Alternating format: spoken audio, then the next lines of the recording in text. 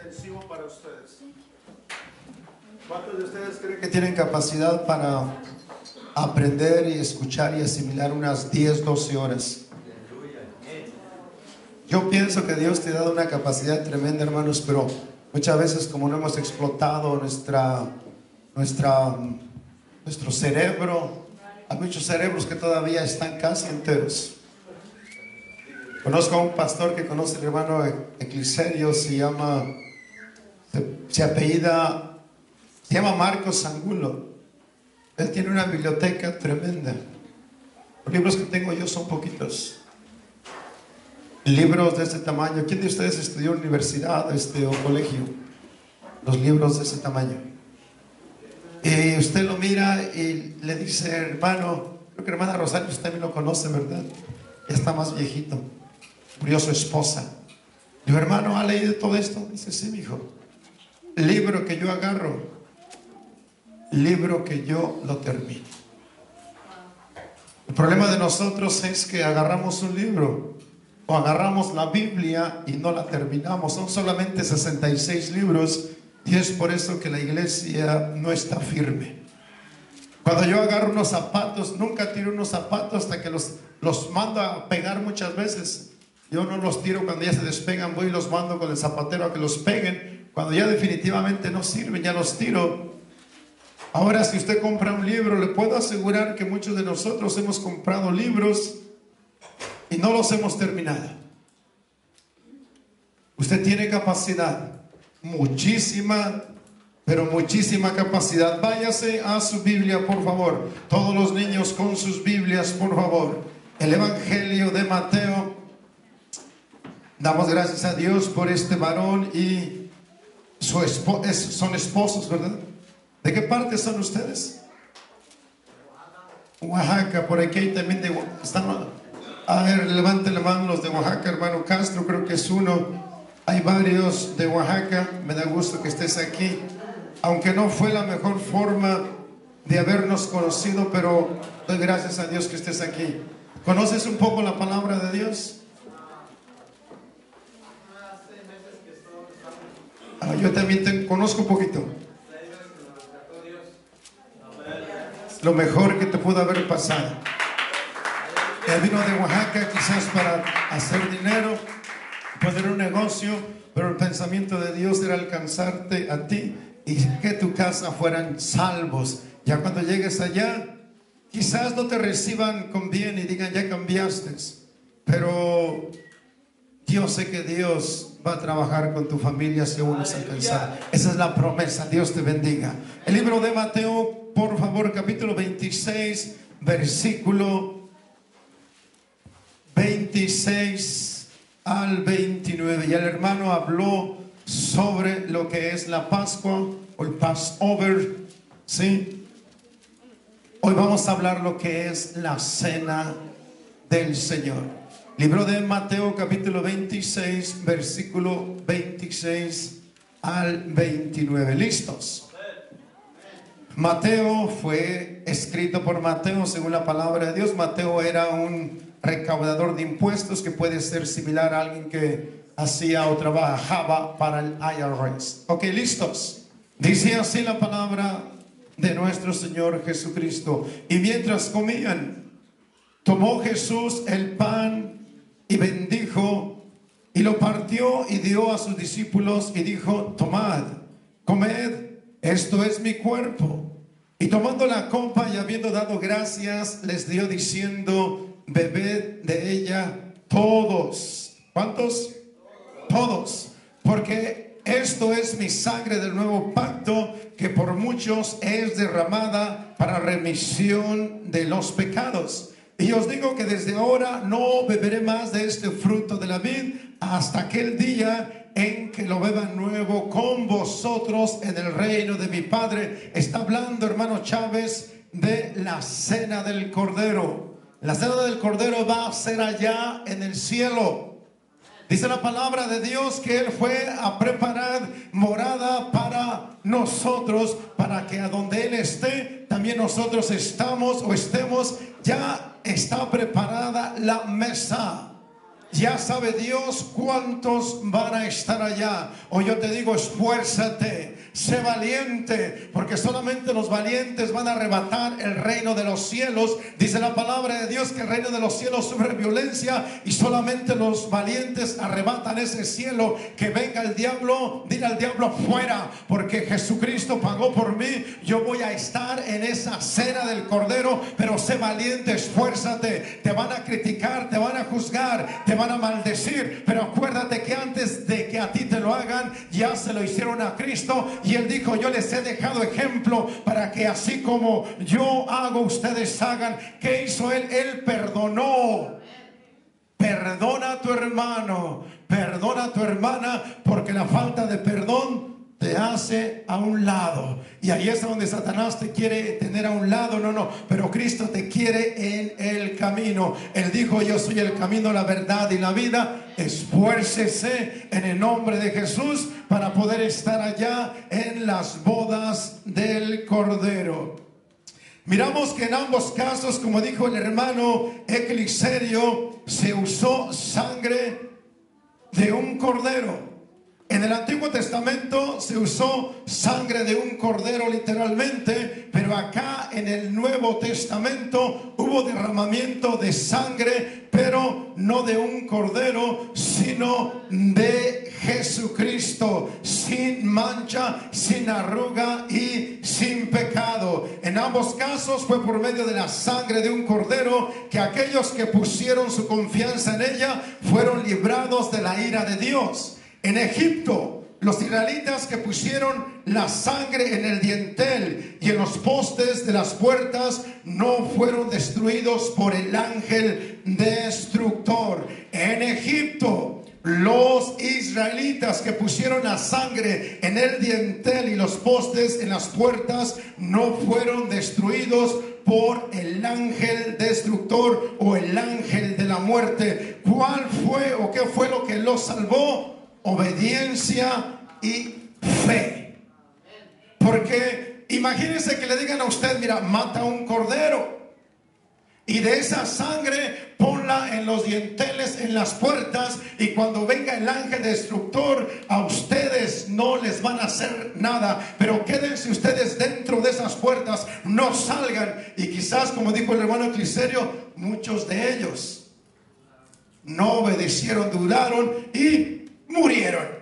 Pero aquellos que pusieron la sangre, pasaba el ángel de la muerte y decía, aquí hay sangre, aquí no puedo hacer nada, ahí hay sangre, no puedo hacer nada. Pero a donde había un lugar que no hubieran puesto sangre, ahí entraba y destruía. ¿A quiénes destruían? ¿A quiénes? La muerte de los primogénitos solamente. Que significa que si usted tuvo un hijo varón, el primero que nació de tu matrimonio, por ser el primero, el primogénito, este muere. Y como Faraón tenía un hijo primogénito, el hijo de Faraón murió. La muerte no era para toda la casa, no. Muchas veces Dios va a permitir la muerte sobre tu casa para que tú experimentes y te acerques a Dios. Muchas veces Dios va a permitir enfermedad en tu casa. ¿Para qué? Para que cuando tú veas esto te acerques a Dios. Pero muchas veces nosotros no entendemos el propósito de Dios. Los propósitos de Dios siempre son buenos y agradables para usted y para mí. De la misma manera, aquellos que confían hoy en el tiempo de la gracia, del sacrificio de Cristo, y son lavados por su sangre, también son guardados por el ángel destructor.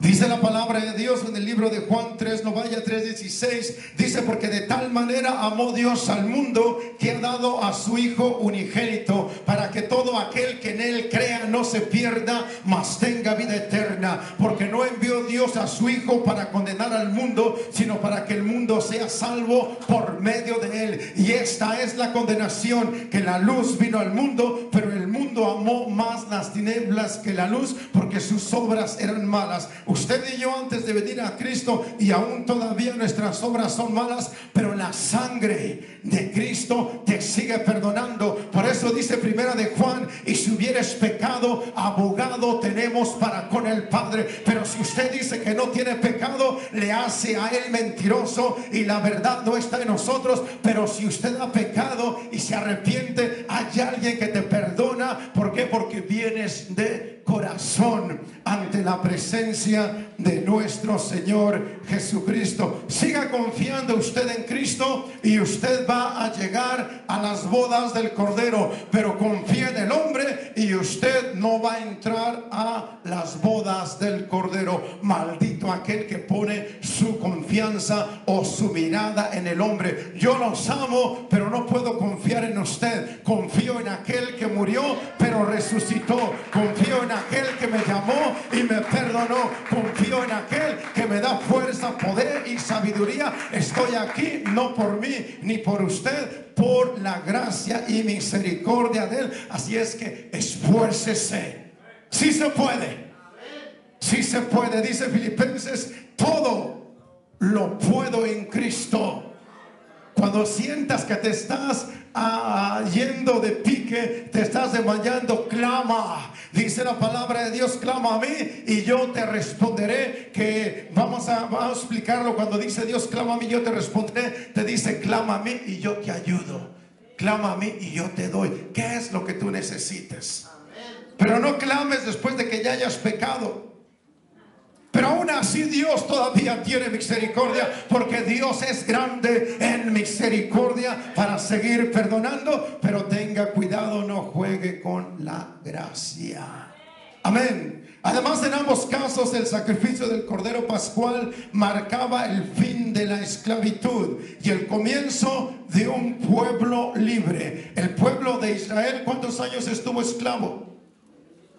400 años estaba en esclavitud. Y cuando Dios le dice: mira, van a matar un cordero y lo van a inmolar, el cordero debe ser de un año, debe ser sin mancha y sin arruga. Y cuando ustedes hayan dado muerte a ese cordero, lo van a asar, lo van a comer todo y van a tener listo sus zapatos, sus sandalias, su bastón para salir. No despacio, tenían que salir con fuerza. Toda aquella persona que toma la cena debe estar lista para salir del mundo. De nada te va a servir tomar la cena del Señor y todavía estar queriendo vivir en el mundo, en los pensamientos con el mundo, el deseo con el mundo. No, no, no. Usted tiene que estar listo para salir y alejarse cada vez más y más. Faraón le dijo a Moisés: vete, pero deja aquí a tu esposa, deja aquí a tus hijos. Él no quería que tu familia saliera del Egipto, del mundo. Pero Moisés dice: no, no, no. La orden es salir todos. Muchas veces va a salir primero el hombre, después la mujer, después los hijos. Pero no le dejes al diablo nada de lo que Dios te ha dado, que es tu familia. Denle ese aplauso a Dios, mi hermana y hermano. En el caso de los israelitas, el cordero significó el fin de su esclavitud en Egipto y el comienzo de una vida libre como pueblo de Dios. Por otro lado, el sacrificio de Cristo puso el fin de la esclavitud del pecado y el comienzo de un pueblo nuevo llamada la iglesia. Por otro lado, el sacrificio de Cristo, para los que hemos aceptado a Cristo como Señor y Salvador, se le puso fin al pecado, porque la paga del pecado es muerte, mas la dádiva de Dios es vida eterna. ¿En quién? En Cristo Jesús, Señor nuestro. El pecado ya no se puede enseñorear sobre ti. ¿Qué quiere decir? El pecado no te va a vencer. ¿Por qué? Porque estás bajo la gracia. Y si tú clamas a Dios, Dios te perdona. Estuvieras en el tiempo de la ley y tú fallabas un precepto, pero aquí Dios, hermanos, es tan rico en misericordia. Pero una vez no abusemos. Hoy el Cordero Cristo, nuestro Cordero, fue sacrificado para dar comienzo a un nuevo pueblo llamada la iglesia. Sí, el hermano iba a dar una cita, me parece, sobre cuando dice la palabra de Dios que todos tenían que. Era algo imperativo, no es si deseas. Todos tenían que comer la Pascua. Es que nadie es digno por sí solo. Es por el llamado de Dios, es por la sangre de Dios. Necesitamos tomar la cena porque es un mandato. Vamos a mirar que el pan significa algo. Vamos a mirar que el jugo de la vid significa algo. Y yo creo que te vas a animar. Aquí todos somos pecadores. Todos. Yo no sé usted, pero creo que todos. La cena del Señor es un acto del que deben participar todos los creyentes. Al hacerlo, número uno, mostramos obediencia al mandato divino. Cuando usted toma hoy la cena, número uno, usted está obedeciendo a ese mandato divino. Aquel que va a tomar ese pan y ese jugo de la vid no le está obedeciendo al pastor, sino a ese mandato divino que Jesucristo constituyó y le dijo al apóstol Pablo. Pablo dice: yo doy testimonio que el Señor mismo me dijo a mí. Ahorita vamos a ir a esa cita, mis hermanos. Número dos, o en segundo lugar, cuando usted y yo tomamos la cena, recordamos y anunciamos los padecimientos de Cristo. Pero aquel que no quiere tomar, no recuerda, no quiere recordar lo que pasó antes. A mí qué me importa, dice la gente. Si murió, que murió. Pero aquella persona, hombre o mujer, que obedece al mandato divino, la toma porque fue una institución o un mandato dado por Dios para recordar y anunciar los padecimientos de Cristo y su muerte. En tercer lugar, anunciamos la segunda venida de Cristo hasta que Él venga. Cuando usted y yo tomamos la cena, número uno, mostramos obediencia al mandato divino. Número dos, recordamos y anunciamos los padecimientos y la muerte de Cristo. Número tres, anunciamos la segunda venida y decimos: Cristo viene. Pero aquellos que no toman esto, vamos a ver qué les puede pasar. Yo soy pecador y la voy a tomar no porque esté bien, sino porque yo sé que fue un mandato de Dios. Sí. Y si yo estoy en pecado, Dios me va a perdonar al comer el pan y tomar el jugo de la vid. Y va a haber un pacto aquí en mi corazón. Ya no de querer estar en el pecado, no. Un comienzo. Si es que le va a convenir a usted, mi hermana y hermano, pero si usted no la quiere tomar, tampoco la vamos a forzar. Pero vas a mirar las consecuencias que te vienen al despreciar el cuerpo y la sangre de Cristo. Tenga cuidado. Sí, amén. ¿Cómo se sienten? Que vamos a empezar. Vayas a su Biblia, por favor. Primera a los Corintios. Pablo a la iglesia de Corintios, por favor. Muy conocido por todos ustedes, capítulo 11. Gracias, hermano Clisterio, me dio tiempo suficiente. Listos. Capítulo 11, versículo 27, por favor. 23 al 34. Voy a ir un poco pronto para darles la explicación, por favor. Hay muchas palabras claves que usted y yo debemos entender. Que es dignidad, que es discernir, que es probarse a sí mismo. ¿Listos? Dice así. ¿Todos ahí? Dice la palabra de Dios, 1 Corintios capítulo 11, versículo 23 al 34. Porque yo recibí, ¿de quién dice ahí? del Señor lo que también os he enseñado. Que el Señor Jesús, la noche que fue entregado, tomó pan y habiendo dado gracias, lo partió y dijo: tomad, comed, esto es mi cuerpo que por vosotros es partido, haced esto en memoria de mí. Asimismo tomó también la copa después de haber cenado, diciendo: esta copa es el nuevo pacto en mi sangre. Haced esto todas las veces que la bebieres en memoria de mí. Así pues, todas las veces que comieres este pan, escuche bien, así pues, todas las veces que comieres este pan y bebieres esta copa, ¿qué dice?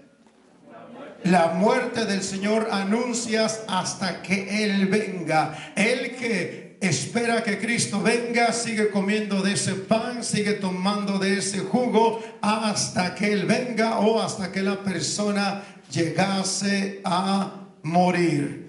Creo que está bastante claro. Vamos con el versículo 27. De manera o de tal forma que cualquiera que comiere este pan o bebiere esta copa del Señor indignamente, subraya esa palabra indignamente, porque nos vamos a ir al griego para que usted sepa lo que significa tomar la copa indignamente.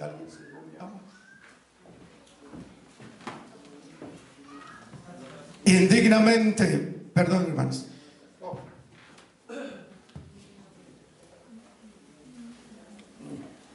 Dice entonces ahí: de manera que cualquiera que comiere este pan o bebiere esta copa del Señor indignamente será culpado del cuerpo y de la sangre del Señor. Llevas peso. Si vas a comer esto indignamente, van a venir consecuencias. 28. Por lo cual, marque esa palabra, pruébese cada uno a sí mismo. Por lo tanto, pruébese cada uno a sí mismo y coma así del pan y beba de la copa. Porque el que come y bebe indignamente sin discernir, marque esa palabra también, sin discernir. Sin discernir el cuerpo del Señor, juicio come y bebe para sí. Ay, este juicio. ¿Cuál es este juicio? Ahorita vamos a ver. Amén. 30. Por lo cual hay muchos enfermos y debilitados entre vosotros, y muchos han muerto. Todo aquel hombre, toda aquella mujer que dice: pues yo la voy a comer, a mí no me importa, acabo que el pastor no me importa. No, no es por causa del pastor. No es por causa del pastor. El pan y el jugo de la vid es un símbolo, no es algo literal, es una simbología del cuerpo y la sangre de Cristo, y no debe comerla como comer un pedazo de pan, una torta o algo. No, no, tiene usted que entender qué significa esto, porque si no comes juicio, te viene juicio, y yo no creo que usted quiera juicio. 30. Por lo cual hay muchos enfermos y debilitados entre vosotros, y muchos duermen. Si pues nos examinamos a nosotros mismos, no seríamos juzgados. Mas siendo juzgados, somos castigados por el Señor, para que no seamos condenados con el mundo. Así pues, hermanos míos, cuando os reunís a comer, esperaos unos a otros. Si alguno tuviere hambre, coma en su casa, para que no os reunáis para juicio. Para juicio, las demás cosas las pondré en orden cuando yo fuere, dijo el apóstol Pablo a la iglesia de Corintio. La iglesia de Corintio se le conoce como una iglesia muy eficaz en los dones, pero sin amor. Era una iglesia que había hecho crecer los dones, pero no había madurez. Dice la palabra de Dios que eran como niños, ¿qué? Carnales. Y dice: tienen pleitos entre ustedes. Y si hay pleitos entre uno con el otro, ustedes no son espirituales, son carnales. ¿Por qué mejor no padecéis? ¿Por qué no aguantas? Dijo Pablo. Qué raro que una iglesia llena de dones no sea espiritual. Porque aquellos que hablamos en lengua, no piense usted que es muy espiritual. Lo espiritual se muestra en su carácter. ¿Me escupe usted? Dios te bendiga, mi hermano. ¿Me pisa usted? Mi hermano, Dios me lo bendiga. Pero puedes estar hablando en lenguas, pero tu carácter con cualquier cosa dice: esta hermana me mira tan feo. ¿A ti qué te importa cómo te mira la hermana? ¿Cómo te mira el hermano? Fíjate cómo te mira aquel que murió en esa cruz. No me debe importar cómo me mira la iglesia, cómo me mira a mí el Señor. Y yo sé que ustedes me miran bien, yo también los miro hermosos, pero tenga cuidado, porque cuando usted no ha llegado a la madurez con cualquier cosita. Pero estamos creciendo, ¿verdad? Usted y yo ya no somos los mismos, hermano. Aunque el diablo te diga: no has cambiado, dile al diablo: mira, la palabra de mi Dios dice que cuando Dios comienza su obra, Él la va a perfeccionar. Y si yo soy obra de Dios, si soy llamado por Él, Él me va a perfeccionar. Él es mi alfarero y Él sabe lo que está haciendo. Aunque tenga que pasarte por lucha, por prueba, pero te va enderezando hasta hacerte como a Él le place. Si es que vamos en cambio, vamos en transición por la gloria y la misericordia de Dios. ¿Cómo se siente?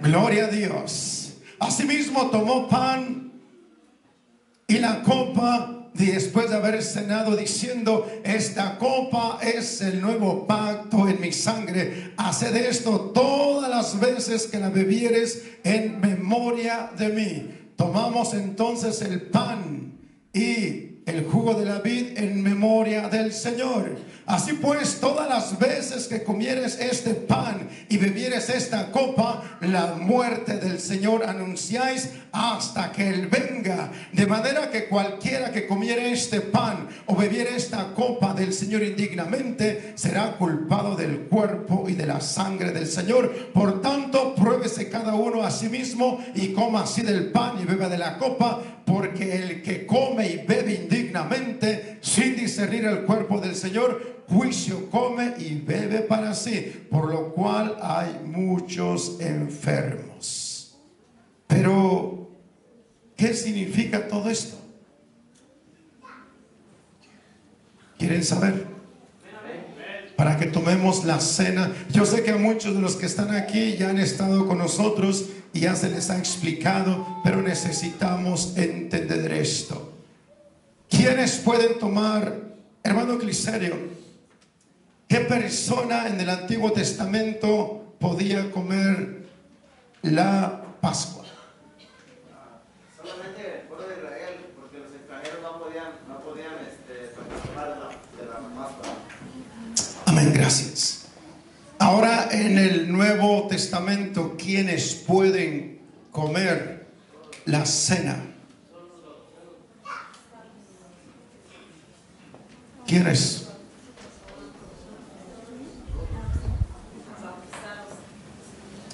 Cuando estaba Jesucristo, miramos el libro de Mateo, estaban sus discípulos, partió el pan y lo dio a sus discípulos.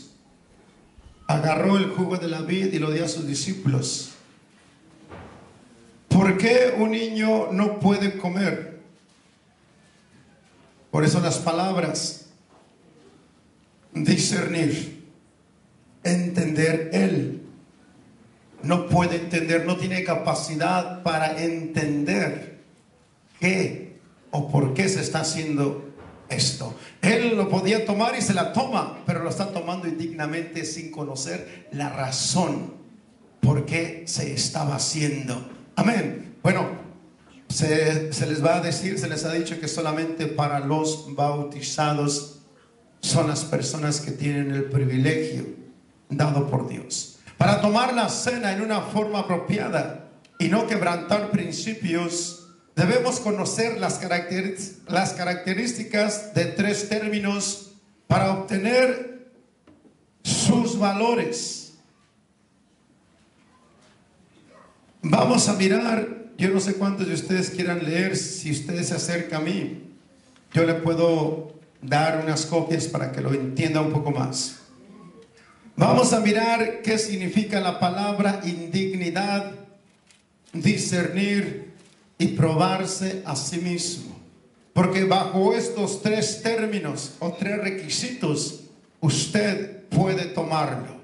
Usted ya está bautizado, sí, pero debe tomar la cena dignamente, no indignamente. Usted ya está bautizado, sí, pero debe discernir el por qué tomar el pan y por qué tomar el jugo. Debe probarse a sí mismo si usted está capacitado para tomarlo o no tomarlo. Amén. Si alguien tiene sueño, vaya y lávese la cara. Algo que a mí no me gusta, yo no sé a usted. Yo creo que a todos los que predicamos no nos gusta mirar a alguien bosteciendo. Es un sinónimo de que está aburrido. Es un sinónimo de que algo está pasando. Cuando te venga sueño, reprende ese espíritu de sueño. Bueno, usted conoce la palabra de Dios. Sube Cristo al cerro. Suben a 3 hombres, a Juan, a Pedro y a ¿quién? Y a Jacob. ¿Y qué pasó con ellos? Se durmieron, ¿verdad? ¿Por qué se durmieron? Cristo les dijo, oren ustedes aquí, pero se durmieron. ¿Por qué se duerme la gente en la iglesia? ¿Alguien sabe? ¿Alguien sabe por qué se duerme en la iglesia? ¿Sabes que cuando no estás en el Espíritu viene Satanás y te empieza a acariciar? Y ahí estás. ¿Quién de ustedes conoce los pollos? ¿Conoce los pollos de guajolotes? Están ahí de repente. ¿No está la hermana Benita, verdad? Por ahí así. Despierte a aquel que está durmiendo. Dile a tu hermano, hermano, es palabra de Dios, despierta. Algo está pasando con aquella persona que está dormida. Yo solamente me duermo cuando hay alguien que, hijo, me está durmiendo con sus palabras. Puede ser que lo esté durmiendo. Voy a tratar de ayudar un poco más, de orar un poco más o hablar un poco más fuerte para que no se me duerma. Si tienes sueño, con toda confianza, mira, allá están los baños, vaya y lávese la cara. Sabe que el sueño se contagia. Por eso es cuando yo voy manejando, no quiero que el que va a mi lado se duerma, porque se pasa el sueño.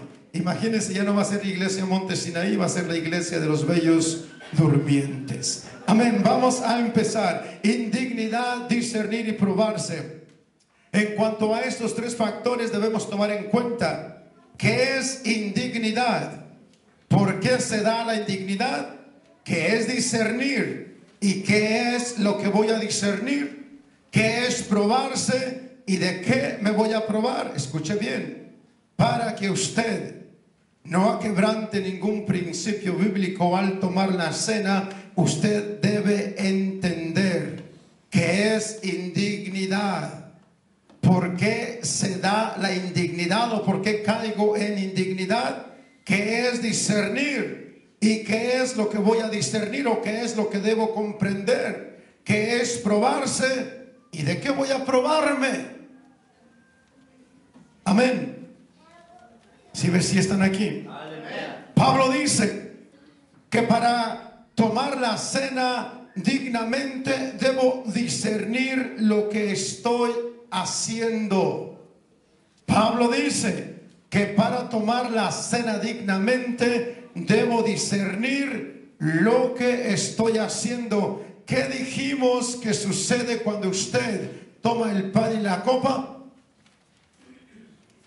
Lo hacemos en memoria de aquel que murió y resucitó, pero también anunciamos su muerte y anunciamos su venida. No voy a tomar el pan por tomarlo, lo voy a hacer en memoria de aquel que murió y resucitó. Lo voy a hacer para anunciar su venida. Cristo viene, Cristo viene, Cristo viene, y aunque el diablo no le guste, usted debe predicar: Cristo viene. ¿Y qué me importa que venga? Prepárate, prepárate, porque si Cristo viene y no estás preparado, preparada, te puedes quedar. Dile la verdad a ese hermano, a esa hermana. Si usted mira que está en pecado como nosotros, hermano, exhórtele, dile: Cristo viene y te puede encontrar durmiendo.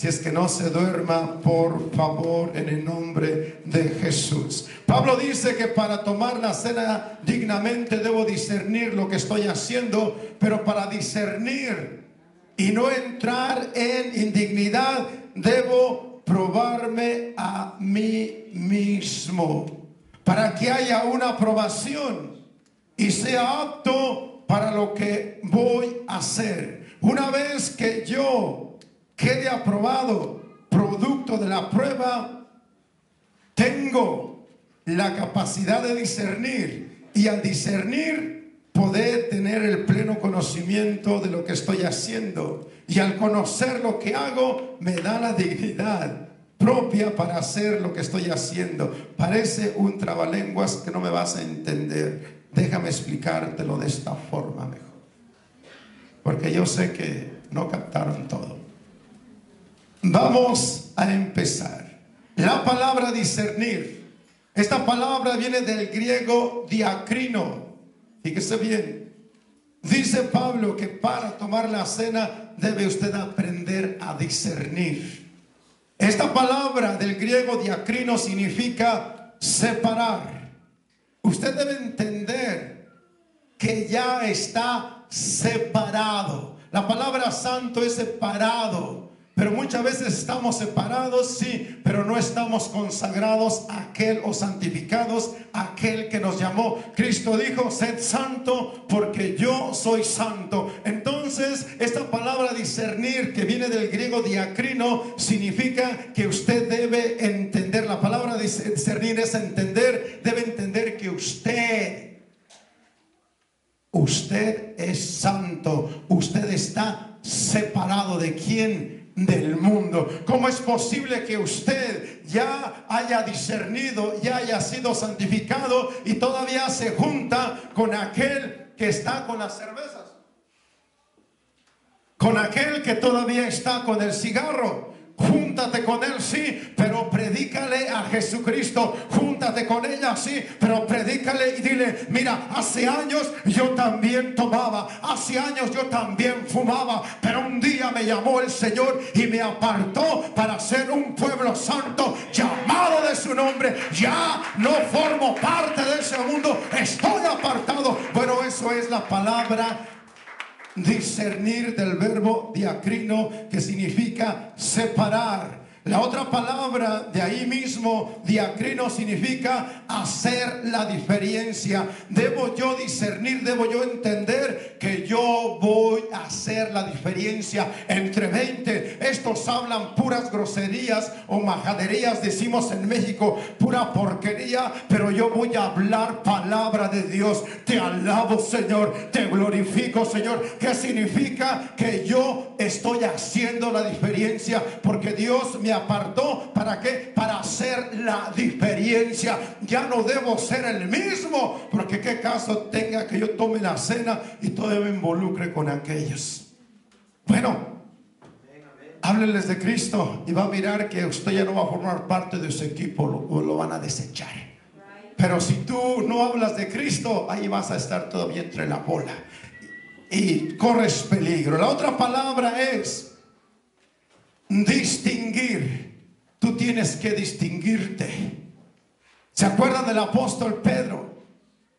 Le dijeron: tú eres uno de ellos. No, ¿cómo que no? Hablas como ellos, te vistes como ellos. No, no lo conozco.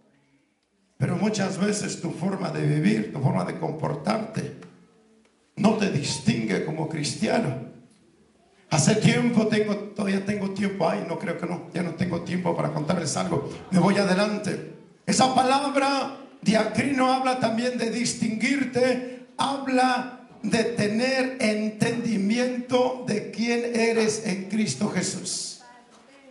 ¿Quién soy yo en Cristo Jesús? Cada uno de los elementos de la cena encierran un significado que proporcionan unos beneficios. En la celebración de la Pascua se tomaban en cuenta 3 elementos, ya lo dijo el hermano: las hierbas amargas, los panes sin levadura y el cordero. Cada uno de estos elementos tenía un significado con ciertos valores y propiedades. Escucha bien.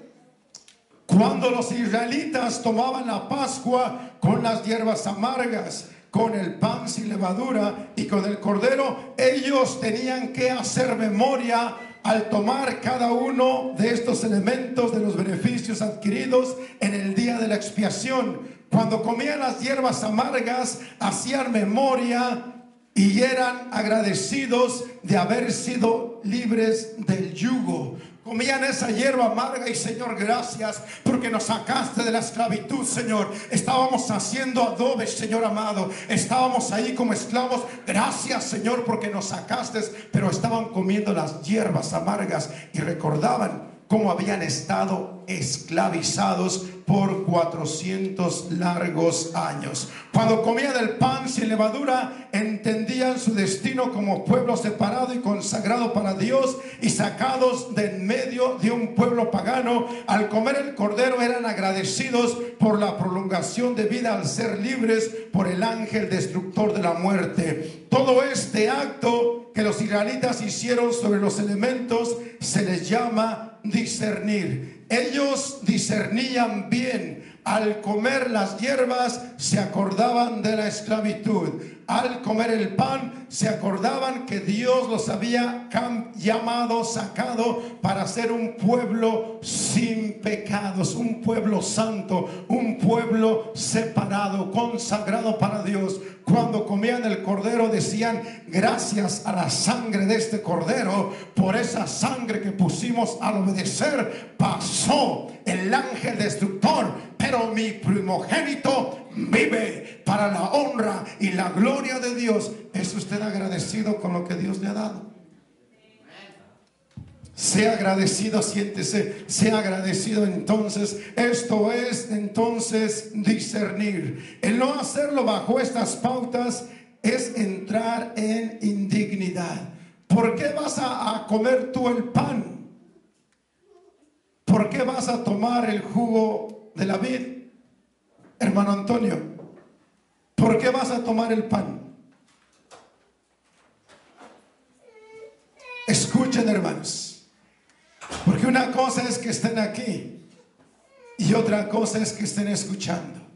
Los israelitas sabían discernir el por qué iban a tomar esto y esto. Usted como iglesia debe discernir que al tomar o comer el pan, usted lo está haciendo en memoria de Jesucristo. Al comer el pan, usted está anunciando su muerte y su venida. Al tomar el jugo de la vid, está diciendo que Cristo va a regresar y algún día vas a ser levantada o levantado para estar en las bodas del Cordero.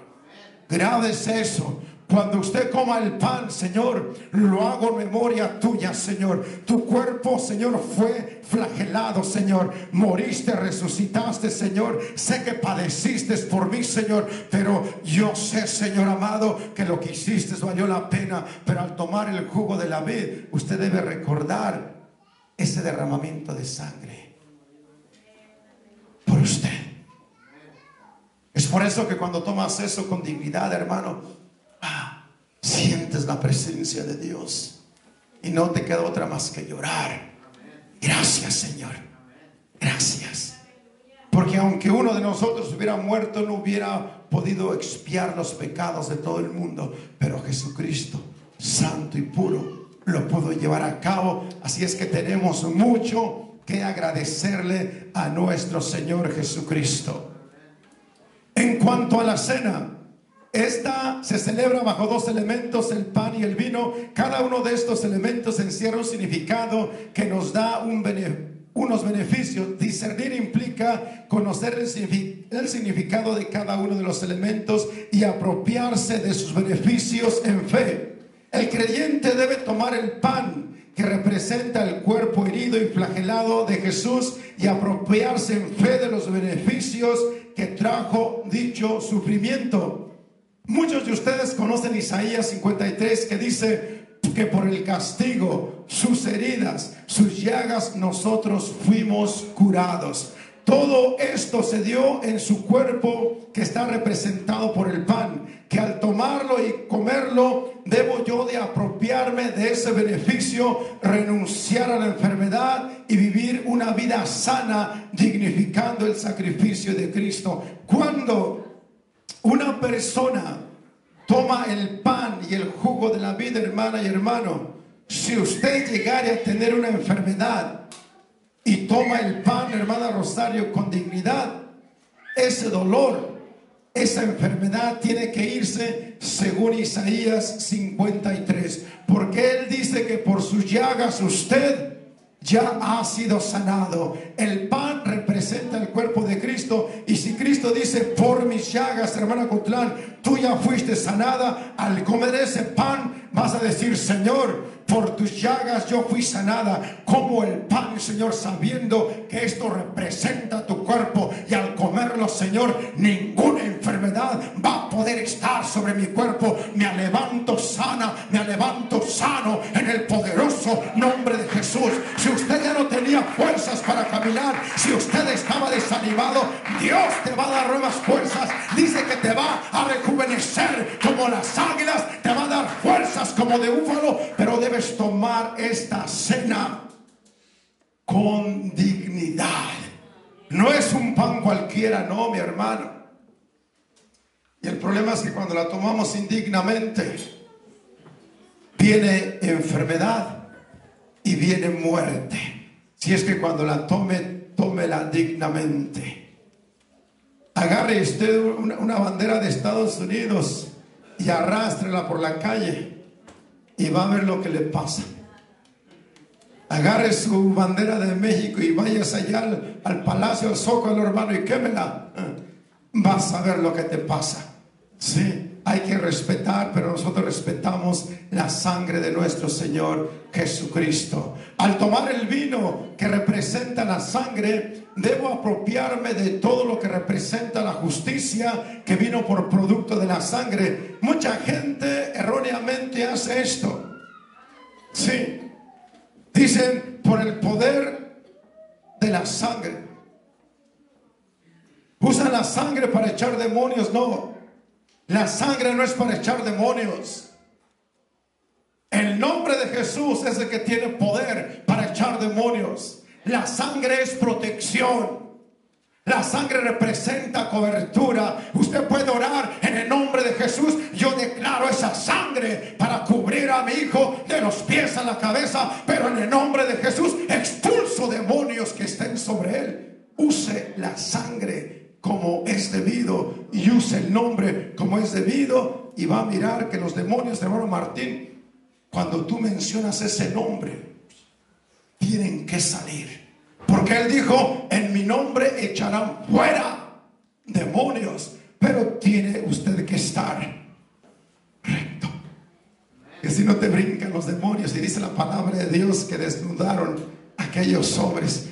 Le digo a los hermanos jugando: abróchese bien el cinturón, hermano, no sea que algún día el enemigo nos vaya a avergonzar. Amén. ¿Qué significa la palabra indignidad? Esa palabra indignidad del griego significa sin méritos. En este caso, en cuanto a la cena, la indignidad no está en la persona que participa, sino en la forma de cómo lo hace. Como diciendo: un pedazo de pan. Este pan, yo me puedo comprar un entero. Este jugo, no, yo me puedo agarrar una botella. No. Hay que hacerlo con la debida reverencia, porque representa algo para ti, mi hermana y hermano. Amén. El apóstol no está refiriéndose a nuestra indignidad personal. Aquí Pablo se está refiriendo a la indignidad, a la conducta que caracterizaba a los corintios al tomar la cena en una forma descuidada e irreverente. Qué malo es que cuando estén tomando la cena, lo que vamos a hacer es esto: se les da primero a todos los diáconos, a toda la iglesia, pero qué malo, qué feo se mira de que los hermanos estén tomando ese pan y allá atrás, allá a la orilla o enfrente, estén murmurando, estén criticando. Ah, ya viste el velo de la hermana, mira, ni lo planchó. Oh, mira a la hermana. No. Tome la cena como si Cristo mismo estuviera aquí. Muchas veces cuando el pastor me está, dicen que la iglesia que no está puesta en Cristo hacen fiesta. Pero usted no debe portarse bien por causa del pastor, no, por causa de Jesucristo, porque Él está aquí.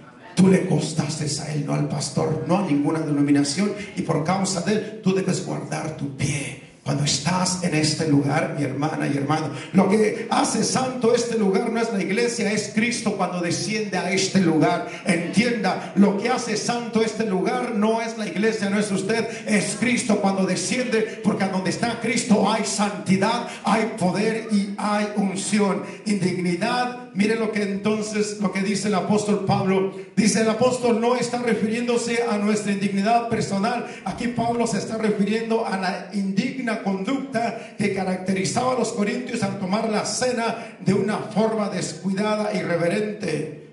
¿Qué significa indignidad? Tiene que ver con tomar la cena de una forma descarada o desvalorizada, no dándole valor. Ay, este pan está duro. A mí me dieron un pedacito y está seco. No es el pan, es lo que representa para tu vida. ¿Cómo se sienten? Comer por comer en una forma normal o vulgar sin tomar en cuenta lo que significa el cuerpo de Cristo es indigno. ¿Qué significa la palabra probarse a sí mismo? Esa palabra probarse a sí mismo viene del griego dokimasia, que significa hacerse un análisis personal. Un análisis. Yo no voy a analizarlo, usted sí, usted no. Es un análisis personal. ¿Quiero yo de verdad estar apartado del mundo? ¿Quiero yo de verdad hacer la diferencia? ¿Quiero yo de verdad distinguirme entre tantos como un hijo de Dios? Entonces puedes tomar. Pero si piensas tomarla y pensando todavía estar con el cigarro, con esas palabras y con esa mirada lasciviosa, no la tomes, porque te puede venir algo peor. Y nosotros queremos que usted y yo seamos bendecidos. El término pruébese a sí mismo, que aparece en el pasaje, no tiene que ver nada que ver con la relación con el pecado. De lo que Pablo manda a probarse es de la conducta inapropiada que los corintios tenían al tomar la cena. Lo que Pablo quiso expresar fue: analízate, detente a pensar cómo vas a tomar la cena, en una forma apropiada para bendición de vida o en una forma inapropiada para acarrear juicio.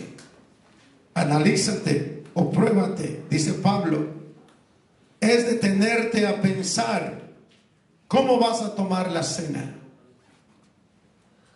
¿La vas a tomar en una forma apropiada para bendición de tu vida o en una forma inapropiada para acarrear juicio? Acuérdese, en el tiempo del Antiguo Testamento se tomaba la Pascua con 3 elementos. ¿Cuáles eran, hermano Marcos? ¿Cuántos elementos eran y cuáles eran? ¿Te acuerdas? Uno que sé. ¿Te acuerdas? ¿Alguien se acuerda de ustedes? Un cordero, hierbas amargas y panes y levadura. Las hierbas amargas las comían y se acordaban de que habían estado esclavizados por 400 años, como los tenían trabajando de sol a sol. Cuando comían el pan sin levadura, estaban entendiendo que Dios los había separado para ser un pueblo santo, una nación santa, un pueblo separado del pecado. Cuando comían el cordero, estaban recordando que gracias a esa sangre y a la obediencia de ellos, claro, al poner esa sangre en las puertas o dinteles o marcos, el ángel destructor de la muerte no había destruido. Qué hermoso, ¿verdad? Que al poner esa sangre, su hijo estuviera vivo. Pero aquellos desobedientes o aquellos que no creyeron, hubo llanto, dolor, angustia. Mi hijo. Y dirían, ¿por qué no creímos en esa sangre? Hoy en este tiempo, el medio de salvación se llama Cristo Jesús. Acéptalo, ámalo, vívelo, quiérelo. Y te aseguro, mi hermano, que aunque el ángel de la muerte se levante, hermano Martín, no te hace nada. Hoy la cena se toma con dos elementos. ¿Cuáles son? El pan, y pan sin levadura, y el jugo de la vid o el jugo de uva. El pan es en memoria de lo que Jesucristo hizo. A recordar cómo Jesucristo, hermano Martín, fue flagelado, fue azotado, sí, por causa nuestra. Al tomar ese jugo de la vid, recordamos que derramó su sangre por usted, por mí. Cuando usted lo toma, discerniendo, entendiendo y conociendo esto, usted lo va a tomar. Y si usted tiene un problema espiritual en su vida, es como recargar esas baterías. Que si usted estaba fallo en esto, tú lo vas a experimentar. Yo lo he experimentado. Ya tengo tomando buenos años, gracias a Dios. Y como que viene más hambre por la palabra de Dios, más sed. Qué bendición es esto. Pónganse de pie, hermanos. Hermanos diáconos, y hay algunos afuera.